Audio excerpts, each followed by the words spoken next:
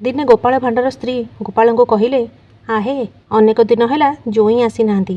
ଏ କଥାରେ କ'ଣ ଜୋଇଁଙ୍କ ମନ ଦୁଃଖ ହେଉନଥିବ? ସଂସାରର ଭଲ ମନ୍ଦ ତ କିଛି ବୁଝିଲ ନାହିଁ।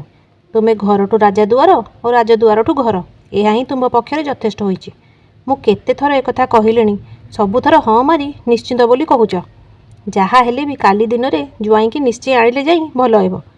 ଗୃହିଣୀର ଏଭଳି ଜିଦ୍ କଥା ଗୋପାଳ ବୁଝିପାରି ଭାବିଲା, ଜୋଇଁ ଆସିଲେ କେତେ ଖର୍ଚ୍ଚ ତାହା ତ ଜାଣନ୍ତି ନାହିଁ।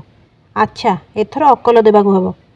ଗୋଟେ ଢେଲାରେ ଦୁଇଟି ଚଢ଼େଇ ମାରିବାକୁ ହେବ, ଯେପରିକି ଶାଶୁ ଆଉ ଥରେ କହିବ ନାହିଁ କି ଜୋଇଁ ସହଜରେ ଆସିବ ନାହିଁ। ଏହା ଭାବିକରି ଗୋପାଳ କହିଲେ, ଆଚ୍ଛା ଭଲ ଭଲ ଖାଦ୍ୟ ପଦାର୍ଥ ଯୋଗାଡ଼ କର, ମୁଁ ଯାଉଛି ଜୋଇଁକି ନେଇ ଆସିବି।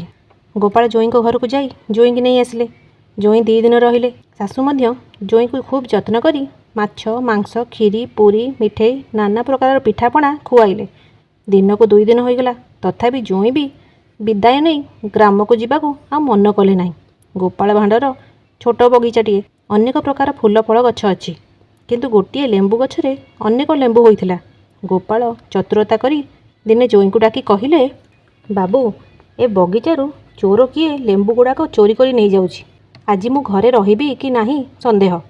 ଯାହା ହେଉ ତୁମ୍ଭେ ଆଜି ସନ୍ଧ୍ୟା ପୂର୍ବରୁ ବାଡ଼ିକି ଯାଇ ଗୋଟିଏ ଗଛ ମୂଳରେ ଲୁଚିକରି ବସି ଅନେଇ ଥାଅ। ଏଣେ ଗୋପାଳ ସନ୍ଧ୍ୟା ହେବା ଦେଖି ଘର ଭିତରୁ ଯାଇ ତାର ସ୍ତ୍ରୀକୁ କହିଲା, ରାଜାଙ୍କ ଘରକୁ ଯିବାକୁ ହେବ, ଚଞ୍ଚଳ ଭାତ ଦେବଟି। ଏହା ଶୁଣି ଗୋପାଳର ସ୍ତ୍ରୀ ତରତର ହୋଇ ଭାତ ବାଢ଼ିଦେଲା।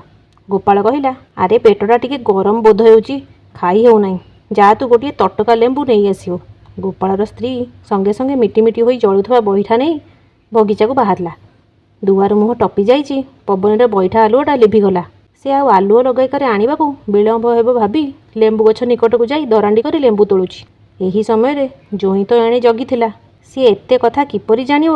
ଜୋଇଁ ଶାଶୁକୁ ଚୋର ମନେ କରି ମାଡ଼ି ବସି ଡାକ ପକାଇଲା।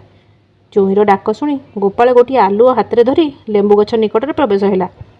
ଆଗେ ଆଲୁଅ ନେଇ ଜୋଇଁ ମୁହଁ ନିକଟରେ ଦେଖାଇ କହିଲା, ବାଃ, ଭଲ ଜୋଇଁଟାଏ ଆଉ। ତୁମର ଏପରି ପୁଣି ଅନୀତି କାର୍ଯ୍ୟ। ପୁଣି ଶାଶୁ ମୁହଁ ନିକଟରେ ଆଲୁଅ ଦେଖାଇ କହିଲା, ବେଶ୍ ବେଶ୍, ଭଲ କଥା। ଏଇଥି ସକାଶେ ଜୋଇଁକି ଡାକ ଡାକ ବୋଲି ଜିଦ୍ କରିଥିଲ ପରା। ଏଣେ ଶାଶୁ ଓ ଜୋଇଁ ଆଲୁଅରେ ମୁହଁ ଦେଖାଦେଖି ହୋଇ 2 ଜଣ ଯାକଙ୍କର ଲାଜରେ ଏକାବେଳେ ତାଙ୍କ ମୁହଁ ଜଳିଗଲା। ତା ପରଦିନ ଆଉ ଜୋଇଁ କାହାକୁ କିଛି କୁହାବୋଲା ନ କରି ପାହାନ୍ତାରୁ ଉଠି ଗ୍ରାମକୁ ପଳାଇଲା। ସେହିଦିନଠାରୁ ଶାଶୁ ଜୋଇଁକି ଆଣିବା କଥା ଦୂରେ ଥାଉ, ଜୋଇଁ ନାଁ ସୁଦ୍ଧା ଧରିଲା ନାହିଁ। ଗୋପାଳ ମଧ୍ୟ ନିଶ୍ଚିତ ହୋଇ ରହିଲା। ସତରେ ଗୋପାଳ ଭାଣ୍ଡର ବୁଦ୍ଧିକୁ ମାନିବାକୁ ପଡ଼ିବ। ସାଙ୍ଗମାନେ, ଯଦି ଗପଟି ଭଲ ଲାଗିଥାଏ ତାହେଲେ ଲାଇକ୍, ସେୟାର, ସବସ୍କ୍ରାଇବ୍ ନିଶ୍ଚୟ କରିବେ। ଜୟ ଜଗନ୍ନାଥ।